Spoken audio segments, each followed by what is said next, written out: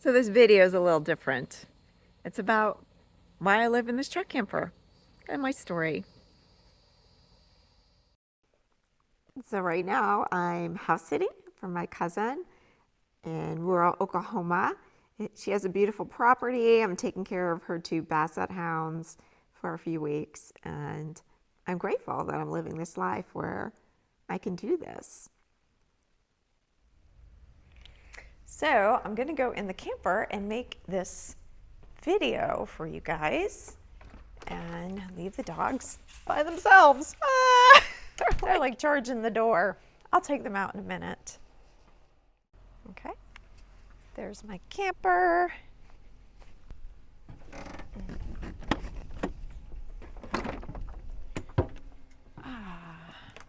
Home sweet home. I love my ever-changing view.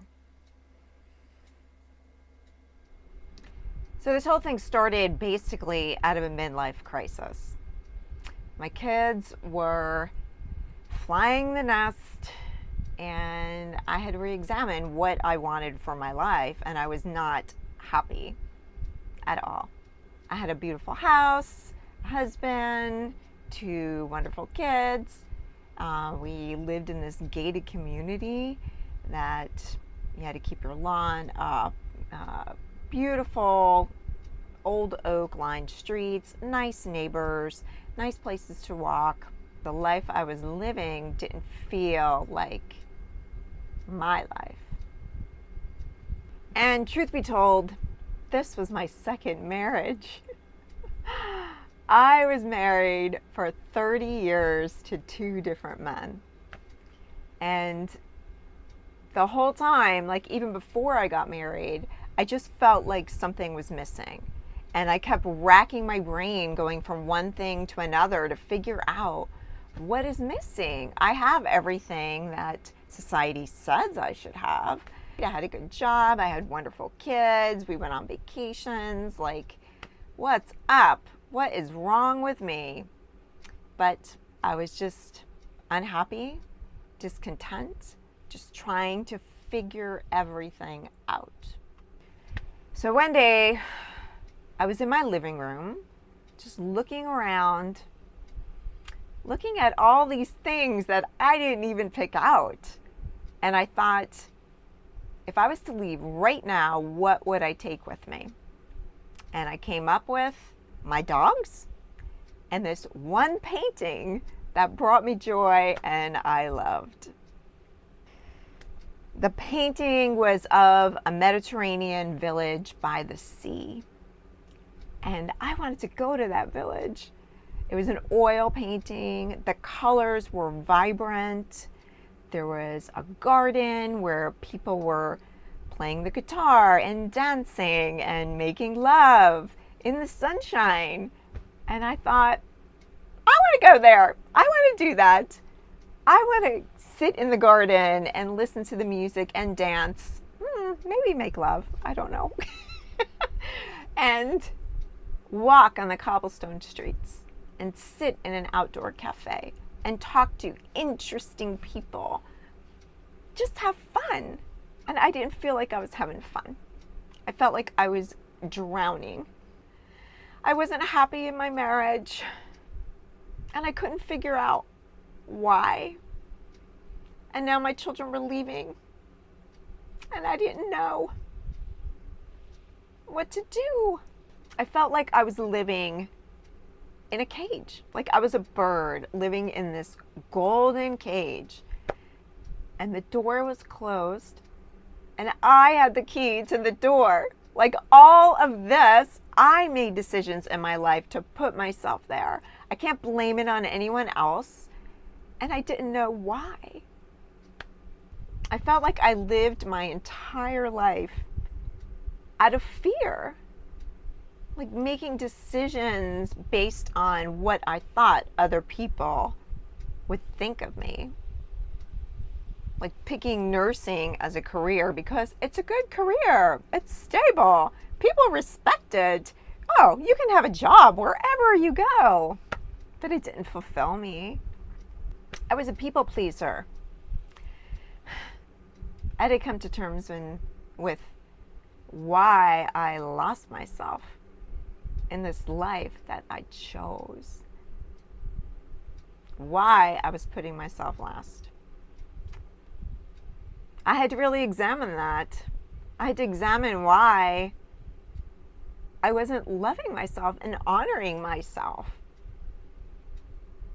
So I started working on loving myself and getting clarity with what I wanted for the rest of my life and what brought me joy. So the things that brought me joy was spending quality time with the people that I love. My family, my friends, my dogs, spending time in nature. That was a big one. Nature always like fulfilled me, replenished my spirit. And living in suburbia wasn't what I wanted in my life. Why was I paying these people to do my lawn when I hated the noise? The cars, the people living 10 feet away from me. I wanted to travel. I wanted to experience new things, meet new interesting people, go to different states. I always wanted to travel. My parents would take us to a different Caribbean island every year for vacation. And it was so much fun. And they would always take us during school time. We lived in New Jersey. They wanted to go someplace where it was warm in the wintertime. I had so much fun with my little brother, just running around, going on the beach, catching lizards, crabs. I don't know. I killed some hermit crabs, which is terrible because I tried to take them home with me on the plane and they didn't fare very well. Sorry, crabs. So I fell down the YouTube rabbit hole and started following people who inspired me. And I looked at tiny homes, RVs, campers, vans. And some of the channels that inspired me were Chasing Story, 30 and a Wake Up, Eamon and Beck, Trent and Allie. I just wanted to be exploring. I always loved camping. I always loved nature. And I didn't need a lot of stuff. Oh my God, having a lot of stuff just made me feel like I was suffocating. It was just overwhelming. Overwhelming. Stuff in the attic, stuff in the garage, stuff in all the closets, stuff under the bed. What? Why do I need all this stuff? It doesn't make me happy. What made me happy was adventuring, was being out in nature, was doing things, having experiences. I wanted more of that. So at first I tried to do it with my husband. We bought an empty cargo van that I named Paz because I thought when I traveled in it, it was going to give me peace. And I tried to do a temporary build on it just to kind of see what layout I would like, and then I could, rip it out and then either, do a permanent build or have a builder do a permanent build. And my husband, we went on a few van trips, but it was not him. It was not his dream. He was resentful of the money I was spending on the van because even though it was a temporary build, I was still spending money. I put windows in it, I put fans in it, I put a heater in it. We had a refrigerator, I was still spending money. So he had a running tally of how much money I was spending. But, it wasn't his dream. I wanted to live in that van. When it came down to it, I divorced and the van was in his name and I knew it was going to be a fight to get that van and live in the van. So I bought the camper because it was ready to go. And it had everything in it that I really wanted, like a nice comfy bed. It had a wet bath. It had a closet, a nice sized refrigerator. So people always say living nomadically gives you freedom. And for me, it's freedom to not have to conform. I was trying to conform for years. losing myself, I came back to myself. And living this way makes me be able to just be me and be happy with being me. I want to live in love, not in fear. I lived most of my life in fear. Fear of what other people thought of me. Fear that I wasn't going to have enough money. Fear if I left my husband, I wasn't going to be able to make it on my own. Living simply this way lets me live in love. Instead of living in shame, I live in joy. Instead of feeling guilty, I feel happy. And they say that there's only two primary emotions, fear and love. Love would be things like joy, compassion, positivity, happiness, acceptance. Fear, shame, anxiety, depression, anger, guilt. I chose my career out of fear. I chose my marriages out of fear. So now, living like this, I have more time to focus on the things that fulfill me. Like hiking, being in nature, travel, spending time with my family, my children, my friends, my dogs. Being creative, doing yoga, meditating, and just being still and quiet. I crave quiet. I love being in here. It's tiny, but it's me. And right now, I don't see any other way of living for me. And I don't know if I'll live this way forever. I might be in a house someday, but it's going to look different than it did before. I'm so grateful and thankful to live this life. Every morning I wake up, I meditate, and I just thank. I just thank the universe for everything that I have. My health, my camper, my dogs, my freedom. For years, I tried to have a consistent workout schedule, and I was never successful for very long. And now I crave it every day. I do my rebounder, I do my exercises, I do my yoga. And what's changed is I honor myself. I'm thankful for my health. I'm thankful for my body. I have more time. I'm not rushing to the OR and clocking in and just being overwhelmed and tired and stressed. I do things that give me more energy, that fulfill me. And my life isn't perfect, but it's so, so much better. I am living in love. And that doesn't mean I feel elated every day.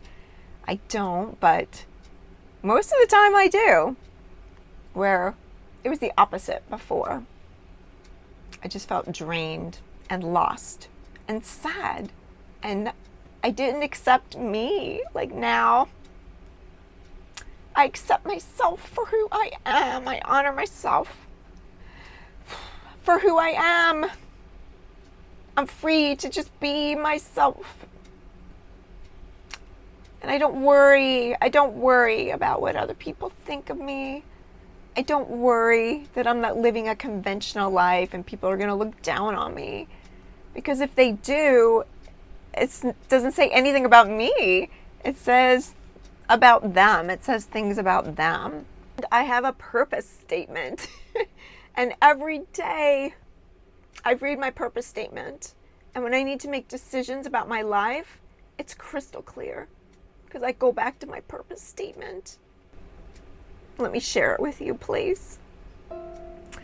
My life's purpose is to live from a place of love, not fear. To be authentic, present, open, and tolerant. To cultivate self-love and love and accept others just as they are now. To be grateful for this beautiful planet and the gifts that I've been given There's a bee in here. Okay, bee. I'm grateful for you, but please go out the door. Please, out the door. This bee is freaking me out. I gotta get him out. Come on, buddy.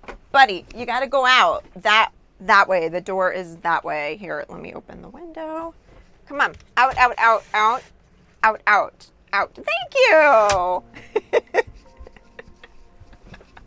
He went out. All right. Woo. All right. To connect to my soul, which I call my intuition, because so many times my intuition told me this is the wrong path for you, and I totally disregarded it. Now I listen to it wholeheartedly. And the universe daily to share and develop my talents so I can positively influence others and they can build their self-love and acceptance and create greater happiness for themselves and for the world. That's a whole lot of wordage, right? For one purpose statement. But it makes my life crystal clear now. I'm so grateful that I'm 58, that I got to this point and I'm able to see all of that now, because I could have been on my deathbed wondering, you know, what just happened here? This is the first house that I've had that was just mine. One thing I discovered about myself is I need my alone time. When I was married, I always tried to passive aggressively get time for myself. So I was hiding a lot. I didn't really know who I was and what was important to me in my life. But living this way makes me see what's important to me. So I don't know how long I'm going to be living like this. Right now, it just feels right and it feels good. And I'm open to whatever happens because things always change in life. That's one thing you can be sure of.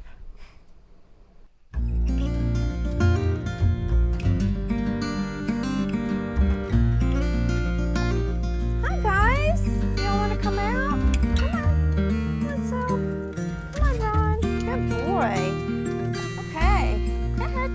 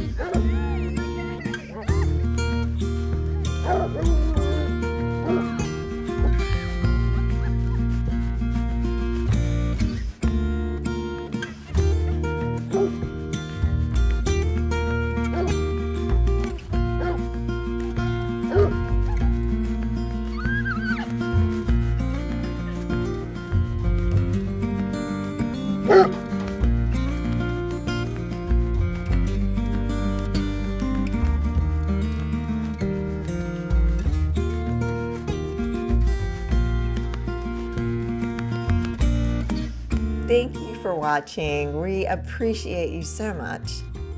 Always be kind, especially to yourself. And we'll see you on the next one.